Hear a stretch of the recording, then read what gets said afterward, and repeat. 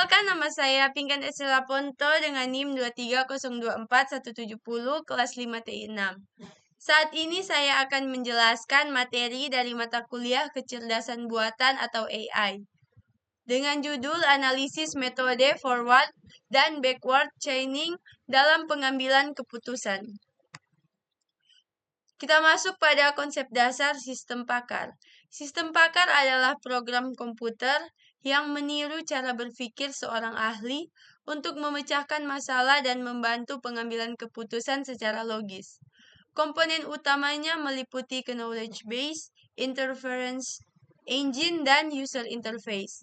Dua metode penalaran yang digunakan yaitu forward chaining dan backward chaining. Komponen utama sistem pakar. Yang pertama, knowledge base atau basis pengetahuan, berisi kumpulan fakta dan aturan yang mewakili pengetahuan seorang ahli dalam bidang tertentu. Contohnya, aturan jika suhu lebih dari 38 Celcius maka demam. Yang kedua, inference engine atau mesin inferensi, berfungsi sebagai otak sistem pakar yang melakukan proses penalaran berdasarkan fakta dan aturan. Pada bagian ini digunakan metode forward chaining dan backward chaining untuk menarik kesimpulan. Yang ketiga, user interface atau antarmuka pengguna, menjadi penghubung antara pengguna dan sistem pakar sehingga pengguna dapat memasukkan data serta melihat hasil keputusan dari sistem. Inference engine dan forward chaining. Inference engine merupakan bagian otak dari sistem pakar yang berfungsi melakukan proses penalaran berdasarkan fakta dan aturan yang ada. Salah satu metode yang digunakan adalah forward chaining atau penalaran maju. Pada metode ini, sistem memulai dari fakta-fakta yang sudah diketahui, kemudian mencocokkan aturan yang sesuai untuk menghasilkan kesimpulan baru. Metode ini biasanya digunakan ketika semua data awal sudah tersedia. Contohnya, jika suhu lebih dari 38 Celcius, maka dinyatakan demam. Jika seorang demam, maka memerlukan obat. Dari dua aturan tersebut, sistem menyimpulkan bahwa orang tersebut memerlukan obat. Kita masuk pada backward chaining. Backward chaining adalah metode penalaran yang dimulai dari tujuan atau hipotesis. Kemudian sistem menelusuri fakta-fakta atau data yang mendukung agar tujuan tersebut dapat dibuktikan benar atau salah. Metode ini cocok digunakan ketika hasil akhir sudah diketahui, tetapi informasi pendukung belum lengkap. Prosesnya dilakukan dengan melacak aturan-aturan yang relevan hingga ditemukan fakta awal yang sesuai. Jika semua kondisi terpenuhi, maka sistem mengonfirmasi kesimpulan tersebut. Metode ini banyak digunakan dalam sistem pakar seperti diagnosis penyakit atau analisis kerusakan, karena bekerja dengan cara menelusuri logika secara mundur untuk mencapai hasil yang diinginkan. Contoh kasus backward chaining.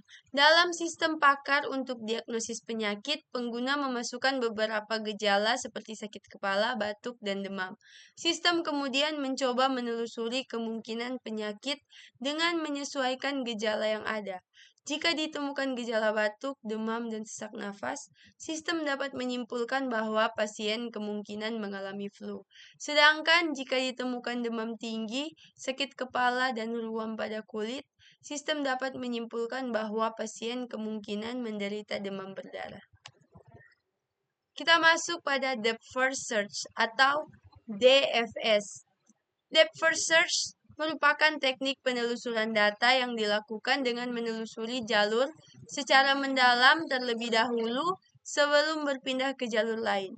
Proses pencarian dimulai dari node awal dan terus masuk ke level terdalam hingga tidak ada cabang yang tersisa. Keuntungan dari metode ini adalah mampu menemukan solusi tersembunyi dalam struktur data yang kompleks. Contohnya, dalam permainan teka-teki labirin, DFS akan menelusuri satu jalur hingga mentok sebelum mencoba jalur lainnya. Selanjutnya, Breadth First Search atau BFS. Breadth First Search adalah teknik penelusuran data pada node-node secara horizontal berdasarkan tingkat atau level. Sedangkan node pada satu level ditelusuri terlebih dahulu sebelum berpindah ke level berikutnya. Keuntungan dari teknik ini adalah mampu menemukan solusi terdekat dengan urutan pencarian yang sistematis. Contohnya dalam pencarian rute terpendek di peta, BFS akan mengevaluasi semua jalur terdekat terlebih dahulu sebelum menjelajah lebih jauh. Selanjutnya, best first search. Best first search merupakan teknik penelusuran yang menggunakan nilai perkiraan terbaik atau heuristik untuk menentukan arah pencarian. Setiap langkah memiliki node yang dianggap paling potensial menuju solusi akhir. Keuntungan dari metode ini adalah proses pencarian lebih efisien karena fokus pada jalur terbaik berdasarkan penilaian heuristik. Contoh dalam aplikasi GPS, Best First Search digunakan untuk memilih rute tercepat dengan mempertimbangkan jarak dan kondisi lalu lintas.